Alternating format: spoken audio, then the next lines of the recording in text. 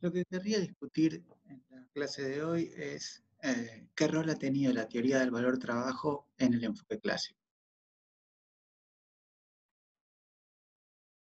Consideremos nuevamente una economía en la que se producen dos mercancías, trigo y hierro, y que también se utilizan como medios de producción. O sea, tenemos los métodos unitarios, como siempre, L1 unidades de trabajo o AL1 como lo habíamos llamado antes, A11 unidades de trigo y A21 unidades de hierro producen una unidad de trigo, y L2 unidades de trabajo, A12 unidades de trigo y A22 unidades de hierro producen una unidad de hierro. Si queremos calcular la tasa de beneficios en cada sector,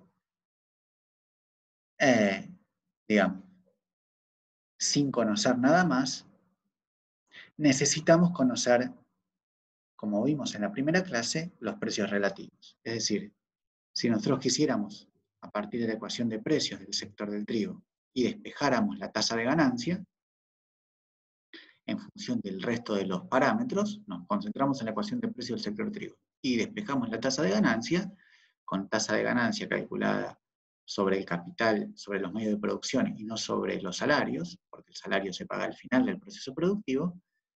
La única manera, conocido el salario, o sea, conocido el salario real,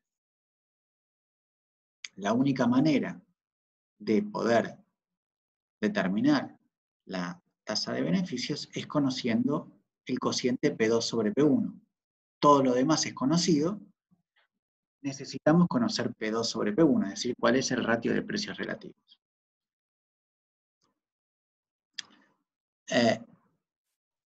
Pero para conocer los precios relativos, como vimos en la primera parte, esos precios tienen que cubrir los costos, incluida la tasa de ganancia R, es decir, los precios relativos, las ecuaciones de precio de cada bien, son tales que esos precios cubren la tasa de ganancia R. Entonces, nos encontramos en un problema de circularidad, digamos. Tenemos riesgo de que nuestro análisis sea circular. Para conocer R necesitamos conocer este cociente, y para conocer este cociente ya necesitamos conocer R, porque este cociente son precios relativos que tienen computada la tasa de ganancia. ¿Qué hicieron los autores clásicos? Los autores clásicos evitaron este problema de circularidad recurriendo a la teoría del valor trabajo. Es decir, utilizaron la teoría del valor trabajo para calcular el cociente P2 sobre P1 y, conocido P2 sobre P1 y el resto de los coeficientes técnicos, pudieron determinar la tasa de beneficios. En lugar de utilizar un procedimiento simultáneo, como el que usamos nosotros, en donde la tasa de ganancia se determina simultáneamente a partir de un sistema de ecuaciones junto con los precios relativos, los autores clásicos razonaron secuencialmente. Dados los coeficientes técnicos y el salario real, determinamos los precios relativos, y dados los precios relativos, el salario real y los coeficientes técnicos, determinamos la tasa de ganancia. Mientras que nosotros razonamos así: dado la tasa de salario real y los coeficientes técnicos, determinamos simultáneamente precios relativos y tasa de ganancia. ¿Cuál es el problema de la teoría del valor trabajo? Es que, a menos que la tasa de ganancia sea cero, como vimos en la clase pasada, o que se hagan supuestos restrictivos sobre la estructura de financiamiento, en general la teoría del valor trabajo no va a permitir determinar precios que sean compatibles con la uniformidad en la tasa de ganancia sobre el capital invertido. Y el problema de eso es que, si los precios no rinden una tasa uniforme de ganancia, no tiene un estatus teórico claro, porque, como sabemos, los precios que la teoría determina son precios que rinden esa tasa uniforme de ganancia, porque se ve impedida de determinar otro tipo de precios. Es decir, los precios observados, los que no rinden una tasa uniforme de ganancia, son precios que están influidos por un montón de características. Entonces, uno podría haberse tentado a decir, bueno, los clásicos no determinaban precios efectivos, precios teóricos, o sea, precios que rinden una tasa uniforme de ganancia porque determinaban los precios efectivos.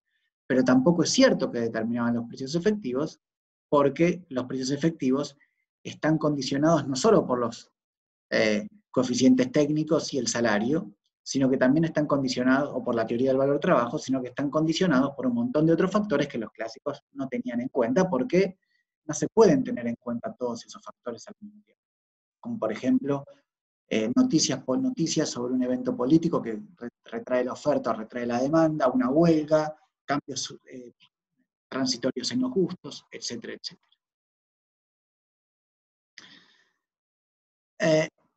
Como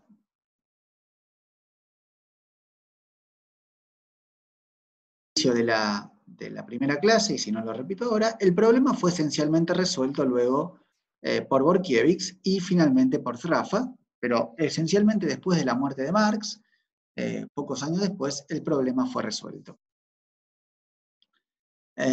Sin embargo, esas dificultades con la teoría del valor trabajo fueron utilizadas por los detractores de la teoría clásica, es decir, por los autores marginalistas, para, de alguna manera, como dice Zraffa en su introducción a la producción de mercancías por medio de mercancías, para olvidar y sumergir el enfoque y sus conclusiones en su totalidad. Es decir, los problemas con la teoría del valor trabajo hicieron que todo el enfoque clásico, toda la visión de los autores clásicos fuera olvidada, porque como ya vimos, ese enfoque también tenía conclusiones problemáticas respecto a el conflicto social, por ejemplo. Entonces, lo que vamos a hacer hoy es revisar de una manera analítica cuáles fueron los problemas con la teoría del valor trabajo utilizada por Smith y Ricardo. El análisis de Marx lo vamos a mencionar brevemente, pero nos vamos a concentrar en Smith y Ricardo. ¿Qué dice Smith? Smith dice, bueno, supongamos una sociedad en la que no hay acumulación de capital, ni apropiación privada de la tierra. Es decir, supongamos un estado rudo y primitivo. Y supongamos que para producir una unidad de A se necesitan 2 unidades de trabajo y para producir una unidad de B se necesitan 4 unidades de trabajo.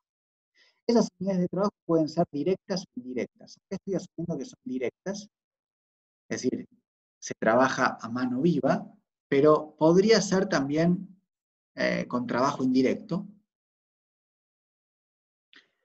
Como no hay apropiación de capital, digamos, el estado rudo y primitivo genera que los precios sean proporcionales a las cantidades de trabajo. Es decir, el cociente de precios entre una unidad de A y una unidad de B va a ser un medio. Es decir, como para producir una unidad de A necesito la mitad de unidades de trabajo que para producir una unidad de B, cada unidad de A se va a cambiar por media unidad de B.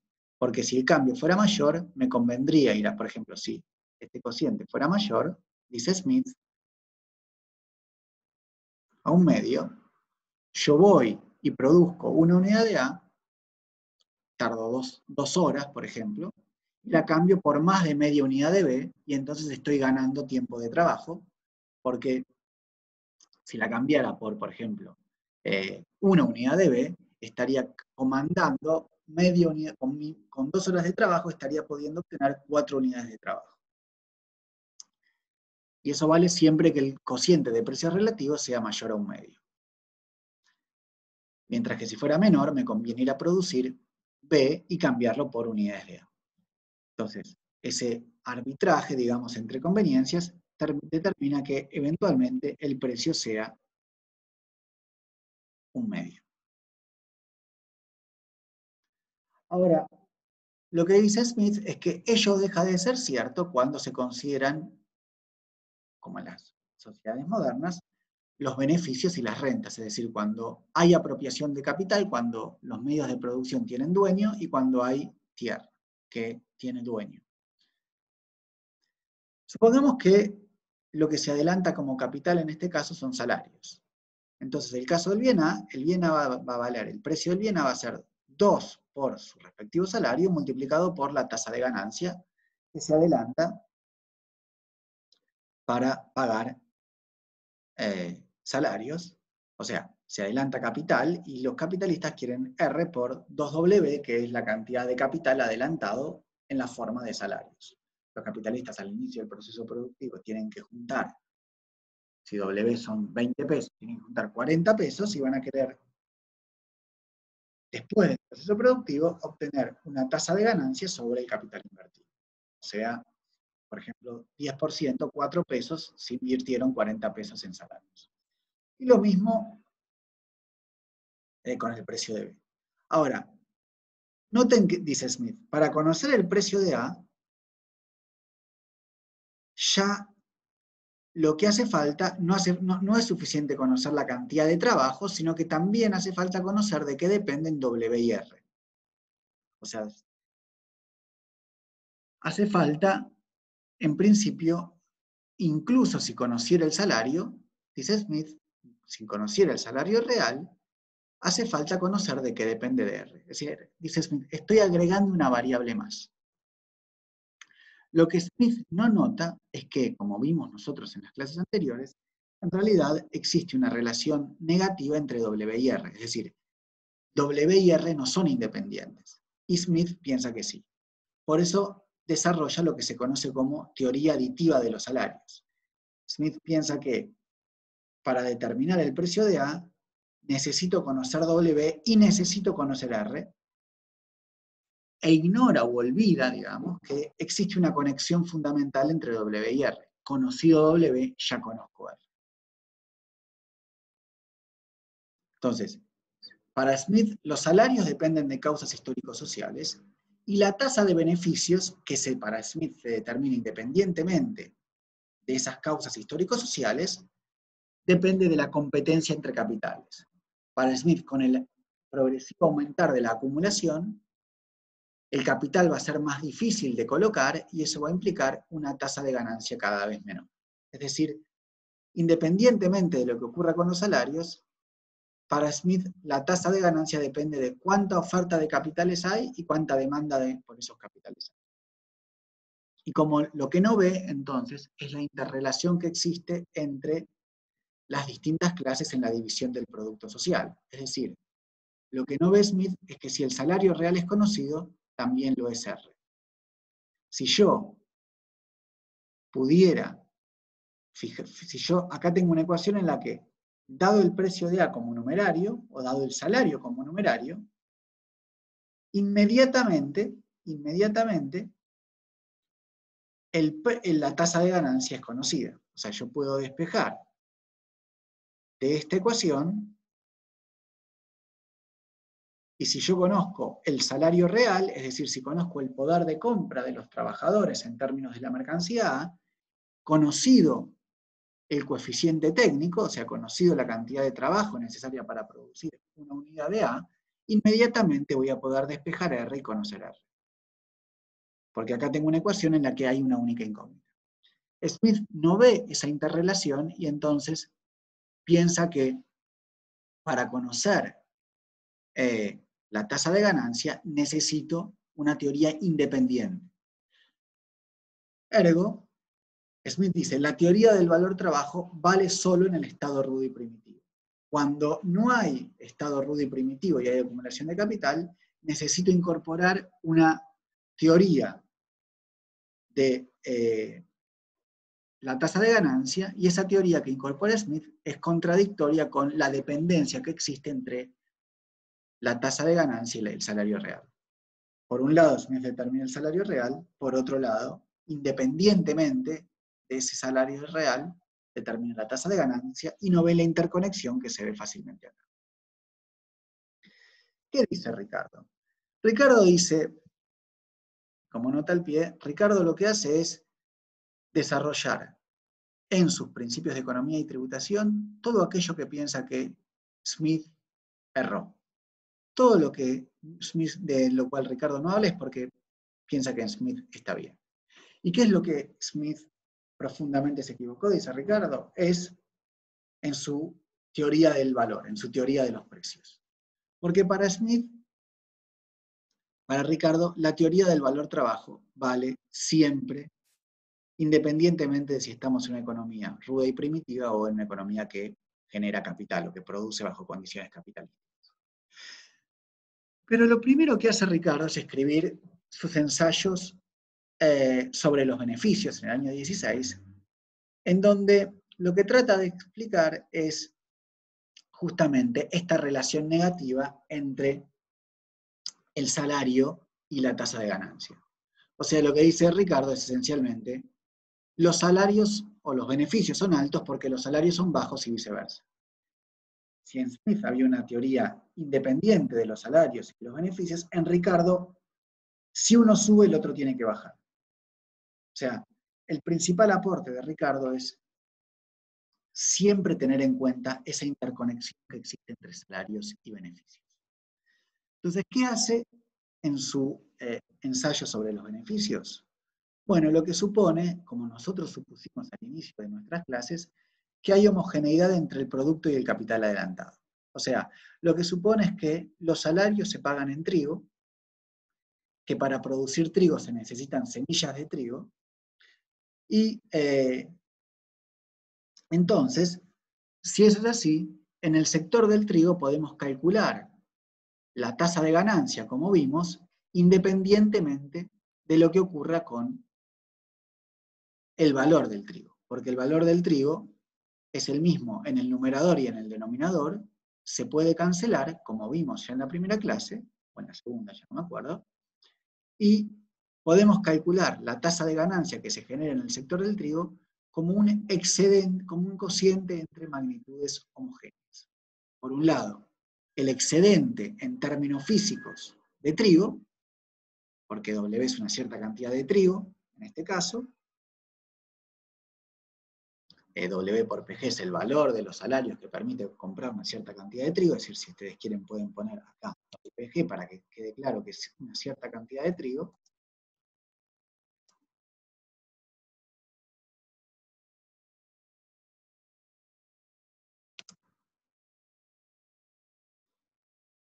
Y entonces yo puedo calcular el cociente como un cociente de cantidades físicas. No necesito conocer el precio del trigo porque el precio del trigo se cancela, digamos, hablando mal y pronto, en el numerador y en el denominador. Y dada la competencia de capitales, como vimos, todos los sectores van a tender a realizar la misma tasa de ganancia, independientemente de dónde se realice esa ganancia. Ahora, ¿cuál es el problema? Como objeta Malthus a Ricardo, lo que le dice Malthus a Ricardo es esencialmente, bueno, en realidad el capital adelantado no consiste solo de salarios, y seguro que los trabajadores, si fuera salarios, no consumen solo trigo, también consumen otros bienes, y entonces esta ecuación que vos hacés, si bien correcta, resulta muy restrictiva porque en general los trabajadores consumen otro tipo de bienes. Y también se necesitan medios de producción que no tienen que ser porque homogéneos con el producto. Es decir, para producir trigo no solo van a hacer falta semillas de trigo, sino que van a hacer falta fertilizantes, tractores, bueno, eventualmente maquinaria, etcétera, etcétera. Ricardo acepta la crítica de Malthus y entonces desarrolla la teoría del valor trabajo. Lo que dice Ricardo es que la teoría del valor trabajo de Smith, o sea, como explicación de los precios relativos, para resolver el problema que teníamos al inicio, no solo vale para la teoría, para el estado rudo y primitivo, sino que también vale para un estado más complicado en el sitio donde hay acumulación de capital. ¿Por qué? Porque si se necesitan 2 unidades de trabajo para producir el bien A y 4 unidades de trabajo para producir el bien B, si yo adelanto trabajo como capital, el cociente de precios relativos, fíjense, no se ve afectado porque yo cobre una tasa de ganancia. Entonces, concluye Ricardo, el cociente de precios relativos es el mismo independientemente de que yo cobre una tasa de ganancia o no. Porque la tasa de ganancia y los salarios se cancelan en el numerador y en el denominador. Ricardo sabe de todas maneras que el análisis que hace en sus principios, y eso es lo que lo lleva a escribir tantas veces, tantas ediciones distintas de los principios, no es del todo general, porque el resultado anterior, es decir, que los precios relativos dependen de las cantidades relativas de trabajo, depende esencialmente de dos supuestos muy fuertes que hace Ricardo. La primera es la diferente durabilidad del capital, o mejor dicho, Ricardo asume implícitamente, por lo menos en el ejemplo que acabamos de dar, que el periodo de circulación del capital es el mismo. Es decir, yo, para producir los dos bienes, adelanto capital el 1 de enero y después de todo un ciclo productivo, obtengo una cierta cantidad de producto que vendo, por ejemplo, el 31 de diciembre. Y la otra dificultad es que Ricardo no considera explícitamente el rol de los medios de producción. Razona como, y eso sí pasa bastante, como si todo el capital consistiera implícitamente de salarios. Lo que nosotros vamos a hacer entonces es tratar de estudiar cuáles son las diferencias cuando relajamos estos dos supuestos. Por ejemplo, supongamos que para producir A, o sea, el bien A, se necesitan 2 periodos, y mientras que el periodo B, para producir el bien B, se necesita de un único periodo. O sea, en el periodo A yo adelanto capital en la forma de salarios, 2W, pero tengo que esperar 2 periodos productivos para obtener el bien A. Por ejemplo, en el primer periodo cultivo, y en el segundo periodo dejo crecer la planta de uvas, y al final del segundo periodo obtengo las uvas que vendo en el mercado. Mientras que para producir el bien B, como antes, el 1 de enero adelanto capital en la forma de 4W, o sea, 4 trabajadores por el salario, y al final del periodo productivo obtengo el producto que vendo cargando una tasa de ganancia uniforme. ¿Qué es lo que muestra este ejemplo? Bueno, lo que muestra este ejemplo es que si yo tengo que dejar el capital inmovilizado por 2 periodos, no obstante mi capital adelantado inicial es el mismo, como yo soy un capitalista, es como si este capital lo tuviera inmovilizado por 2 periodos, o mejor dicho, lo tengo inmovilizado por 2 periodos, y yo voy a querer cobrar una tasa de ganancia acorde a esa inmovilización por 2 periodos. Es como si yo tengo un plazo fijo y lo dejo por un mes, o mejor dicho, lo dejo por 2 meses o lo dejo por un mes. Después del primer mes, yo computo una tasa de ganancia, o sea, este sería el caso anterior, pero después lo tengo que dejar inmovilizado un mes más o un año más al capital, y entonces este se convierte en mi capital inicial sobre el que yo vuelvo a computar una tasa de ganancia nuevamente. O sea, yo voy a computar 2W por 1 más R y 1 más R por todo eso, que es 1 más R al cuadrado por 2W. O sea, el precio del producto tiene que compensar no solo el capital inmovilizado por un periodo, sino el capital inmovilizado por 2 periodos.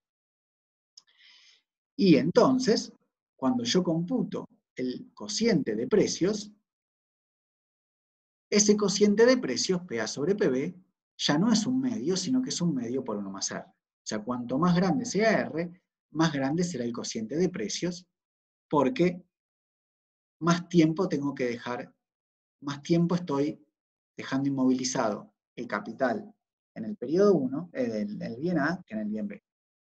Cuanto más grande sea el coeficiente de trabajo, por ejemplo, de uno de los dos bienes, o sea, esto es 2 sobre 4, más grande o más chico será el precio relativo, o sea, si aumenta la cantidad de trabajo para producir A, el cociente aumenta. Si aumenta la cantidad de trabajo para producir B, el cociente disminuye. dado R, pero si aumenta R, el cociente aumenta, y si disminuye R, el cociente disminuye. O sea, para conocer el precio relativo, no me es suficiente conocer los coeficientes técnicos, 2 y 4, o sea, las cantidades relativas de trabajo, sino que ese cociente depende del valor de la tasa de beneficios. Salvo que R sea 0, aunque tenemos que saber que R es 0 para saber que eso es independiente de R. Entonces, incluso cuando R es 0, tenemos que especificar un valor de R para que eso no ocurra. Pero, digamos, si R es 0, este cociente de precios es independiente de la tasa de beneficios. Entonces, Ricardo se da cuenta de este problema, porque si cambia la tasa de beneficios, por ejemplo, si aumenta la tasa de beneficios, el precio relativo de los bienes cambia, aunque las cantidades relativas de trabajo no cambian. Y ese es el problema que afecta a Ricardo. La teoría del valor trabajo deja de ser válida porque el precio relativo cambia cuando la tasa de ganancia y no las cantidades relativas de trabajo cambian. Y eso es lo que atormenta, digamos, a Ricardo hasta el final de su vida. No lo puede resolver el problema, aunque lo que él supone, de manera ad hoc, es que estos cambios en la tasa de beneficios no van a afectar significativamente sus conclusiones, y por eso él habla de una teoría del valor trabajo al 93%. En general, dice Ricardo, mis conclusiones van a seguir siendo válidas. Los precios relativos van a tender a coincidir con las cantidades relativas de trabajo, aunque no de manera exacta, sino que en un 93%. Obviamente es un resultado, una hipótesis ad hoc, con la que Ricardo lucha toda su vida, no se queda contento con esa hipótesis, pero no lo puede resolver. Veamos ejemplo ahora del segundo caso, es decir, de qué pasa cuando hay medios de producción. Cuando hay medios de producción, o para representar el caso de medios de producción, supongamos que para producir una unidad de trigo se necesitan 2 unidades de trabajo y 1 unidad de acero. Y para producir una unidad de acero se necesitan 1/3 de unidades de trabajo y 1/3 de unidades de acero. Entonces, las cantidades de trabajo de producir cada una de estas mercancías depende de la cantidad de trabajo directa, por ejemplo en el trigo, la cantidad de trabajo directa necesaria para producir trigo, pero de toda la cantidad, todo el trabajo que está incorporado en la unidad de acero. Entonces, para producir una unidad de trigo necesito 2/3 de unidades de trabajo, perdón, 2 unidades de trabajo y 1 unidad de acero.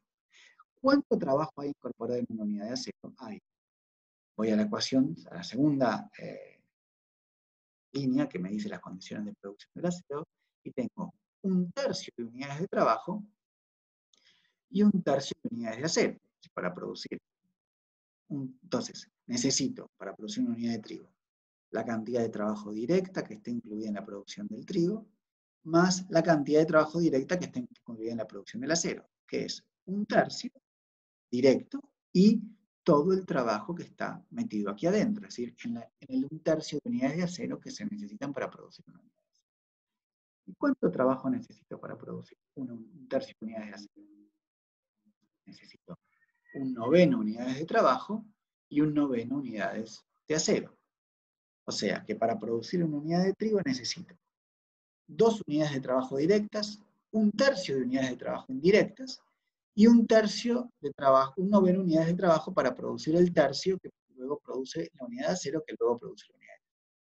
¿Y cuánto trabajo necesito para producir 1/9 de unidades de acero? Y voy a necesitar un 27avo unidades de trabajo y un 27avo unidades de acero para producir un 1/9.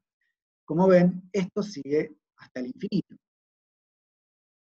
decir, para producir una unidad de trigo, yo necesito 2 más 1/3 de unidades de trabajo indirectas, más 1/9 de unidades de trabajo supraindirectas, más un 27avo y así sucesivamente. Ahora, lo interesante es que esta suma es una progresión geométrica, que tiene raíz 1/3, es decir, si yo escribiera así, yo puedo obtener, perdón, esto está siendo grabado, pero es en vivo también.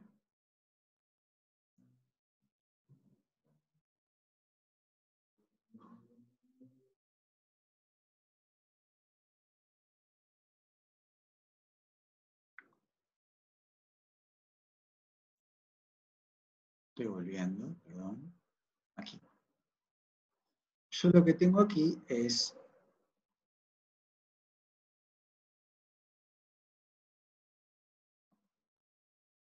una suma que va desde 1 hasta infinito,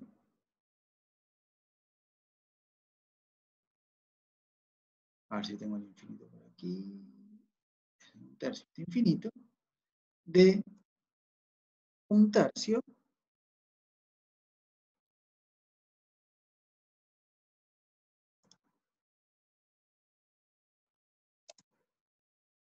a la i, o sea, desde i igual 1 hasta infinito, quede claro, igual 1 hasta infinito, la cantidad total de trabajo es la cantidad total de trabajo directa más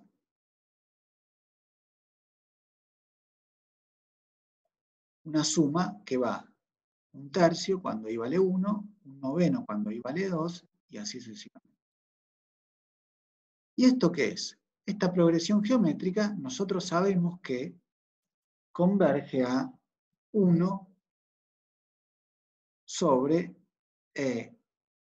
o mejor dicho, esto es igual a la misma suma, empezando desde 0, pero si empiezo desde 0, tengo que restarle el último término, el primer término, porque el primer término no estaba incluido en la suma original. O sea, le tengo que restar 1, porque si empiezo en 0, después resto el término 0. Y el término 0 es un tercio a la 0 es 0. O sea que esto es 1 más, y esta suma que da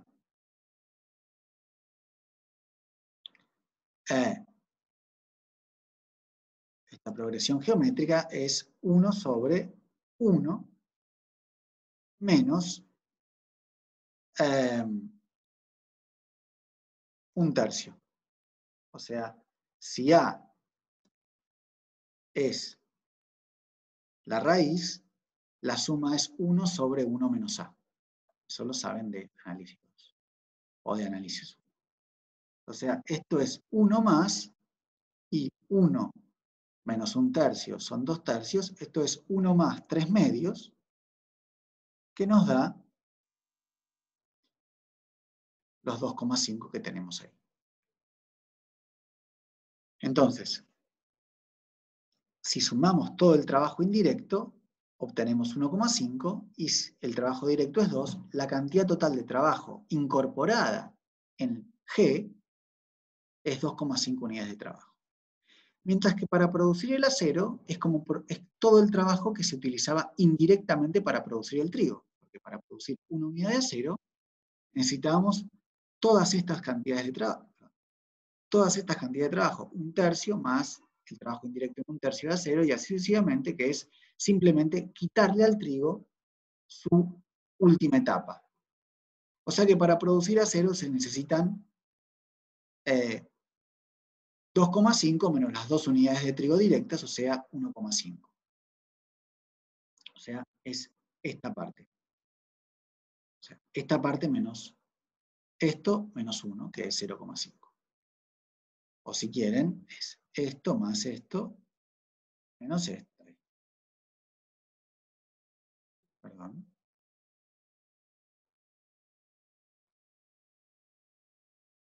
Esta parte es 0,5. De este modo, para producir una unidad de trigo se necesitan 2,5 unidades de trabajo, para producir una unidad de acero se necesitan 0,5 unidades de trabajo.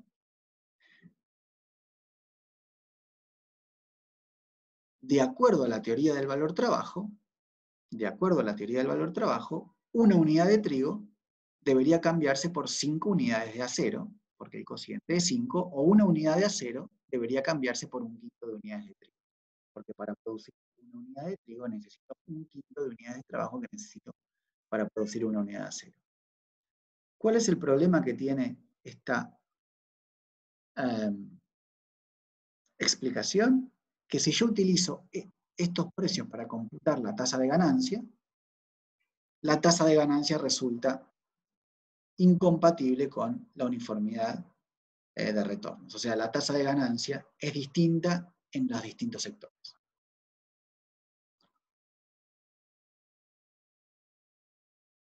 Vamos a parar la explicación y vamos a volver en breve.